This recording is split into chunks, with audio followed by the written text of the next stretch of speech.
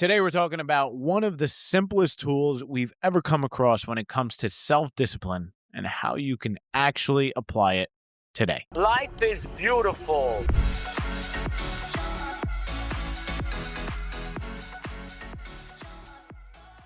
Have you ever actually seen the Mel Robbins TED Talk? I have recently for the first time, and it was actually really good. So in it, she tells this story of being 41 years old and being at rock bottom. Little side note, though.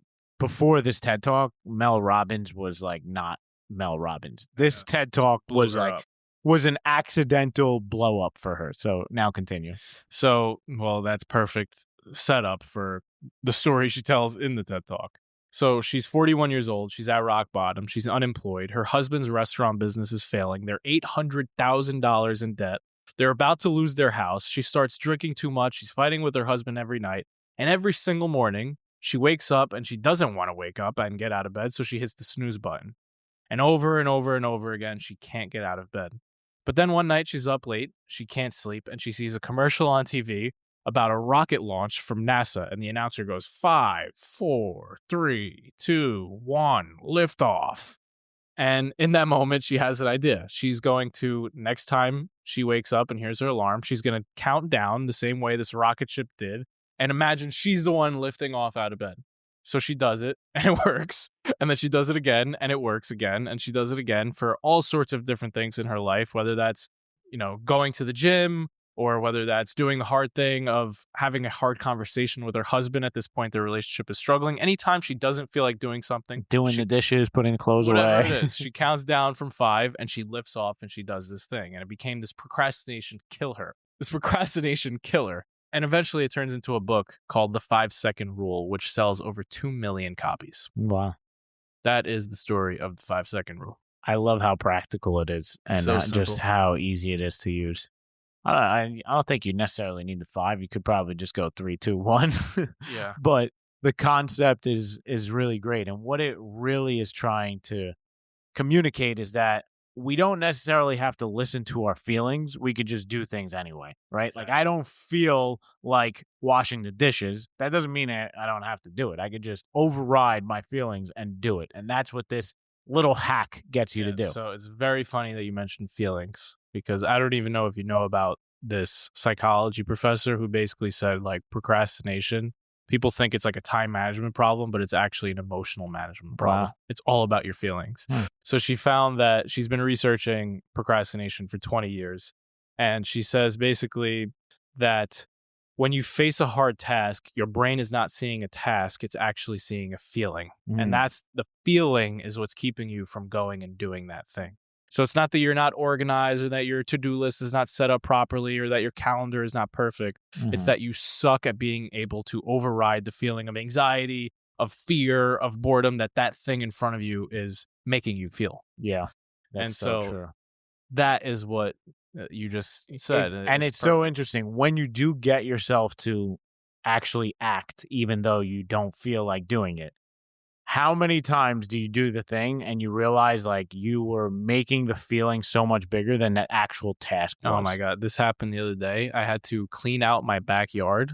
So we just moved to this new apartment and we have a little backyard access, and there's this gigantic furniture out there.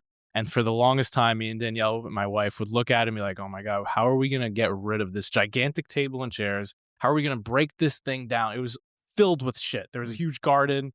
And for the longest time, I was dreading it because it just seemed like such a gigantic project. Then one day, we finally go out and we just start. This is crazy. I kid you not. We put the table and chairs out in the front. And within maybe 2 minutes, a big junk pickup truck pulls up to our house. We didn't call anyone, just comes to our house, takes everything that we left there and just drives away. Wow. It was like magically gone. It was like, wow, all we really needed to do was just start. And I was dreading this thing as if it was going to take forever, be this horrible thing. And then within seconds, it was gone. It was such a cool lesson. This is me for me. every year with my taxes. Yeah, exactly. Do you know there's actually a girl that has an entire Instagram account dedicated to this, to overcome her procrastination? No. She's like, I really don't want to do this, but this is what I have to do. And then she actually films herself doing the thing and puts the timestamp of Oh, how yeah, long yeah, it yeah. actually took her to do yes, it. yes, I have And seen it's that. always like Less 10 time. minutes Yeah, or yeah. like something really quick. So one last bit before we close up here, because I thought this was fascinating. So there's a reason why the 5-second rule works from a scientific perspective, like 5 seconds specifically. So when we face something hard, there's two parts of our brain that are fighting it out. We have the prefrontal cortex, which we've talked about many times before on this podcast, is the logical thinking part of your brain. And then there's the basal ganglia and limbic system, which is the older, deeper part of your brain. The emotional part. The emotional part, exactly. And so those two things are fighting for Logic and emotion. logic and emotion when you're faced with that task, right? Now, here's the kicker. Your prefrontal cortex has a tiny window where it can override the emotional brain. But after that 5-second window, your prefrontal cortex shuts down and your emotion will win. So you literally only have a 5-second window when you're faced with that thing before the emotion completely takes over. Wow. That is why the 5-second rule works. So the thing comes into your frame of reference. You count down 5, 4, 3, 2, 1.